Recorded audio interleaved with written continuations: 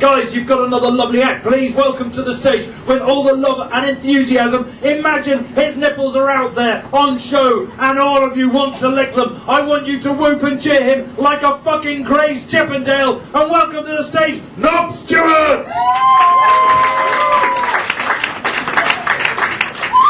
Hello, how y'all doing, alright? Yeah! That's cool. Fucking castration and licking nipples, what's it all about, I reckon? So I'm from Scotland, just in case you hadn't guessed, I didn't just walk into one of those tourist shops looking like this, you can.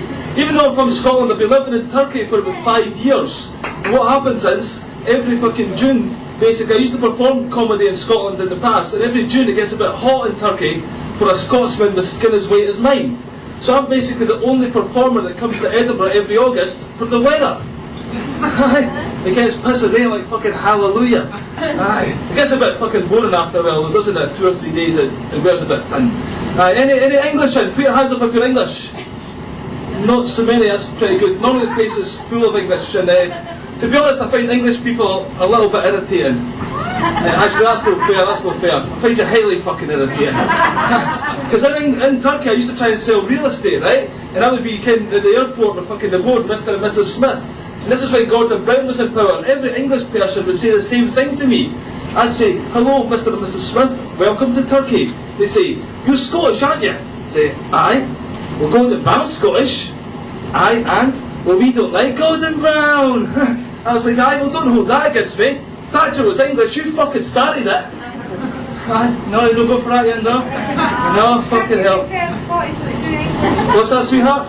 Turkey prefers Scottish, but you do English. Aye, what she said. So anyway, that's a tough one, this is a fucking mental gig, Victor, you are right. I think, any football fans in the audience? Yeah, what teams do you support? Rangers. Rangers fans, I think Rangers fans are fucking mental, by the way. Mental. They're always going on. Rangers fans, shush sweetheart. Rangers fans are always going on. He's a Rangers fan, is he? Oh, for fuck's sake. He is mental, right enough, aye. Especially the Rangers fans are mental, because they're always going on about King Billy all the time, aren't they? It's King Billy this and King Billy that. See this King Billy character? He must have been some player. Eh? 300 years after his death and they're still fucking singing about him. King Kenny's got fuck all on him, I'll tell you. Aye, and you don't go for that yet either, are you? Oh fuck it, do you want a poem? I'm going to do a poem. Would you like a poem, ladies and gentlemen? Yeah! Let's do a poem. It's not hilariously funny, but it tells a wee story and it passes 3 minutes of my time up here, and I didn't need to worry about a laugh too much, so it's going to tell a story. This is a poem and it's called Rockstar.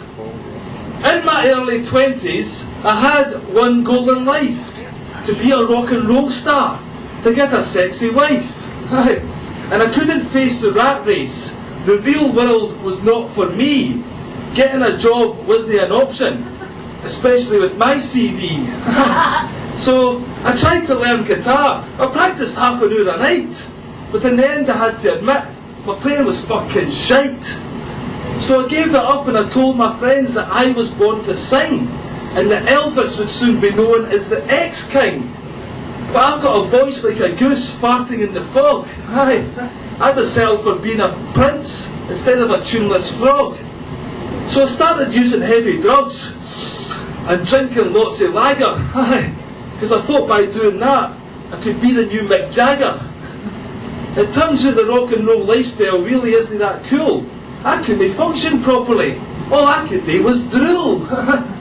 The doctors took me away to try and cure my addiction, but unfortunately they couldn't fix my rock star fantasy affliction. Because in the ward I didn't sing so much as whistle to the moon. I wasn't allowed to eat my food with anything other than a spoon. The only thing that kept me going was the thought of rock stardom. It was all that could save me from turning out a bum. So when I got released, I organised a tour and I ignored all the skeptics who want me to stay poor. Like you lot, probably.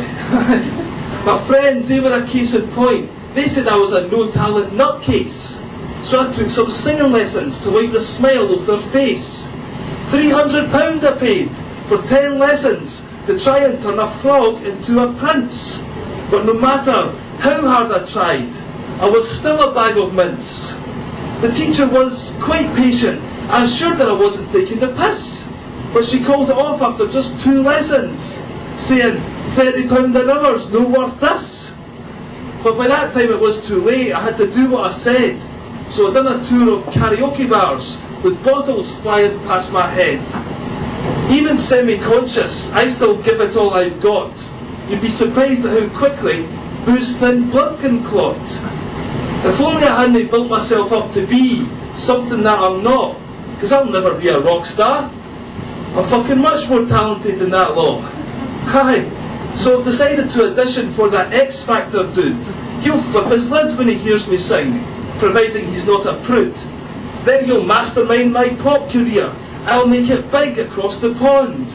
And my dream will have come true when I get a big-titted blonde. Thank you.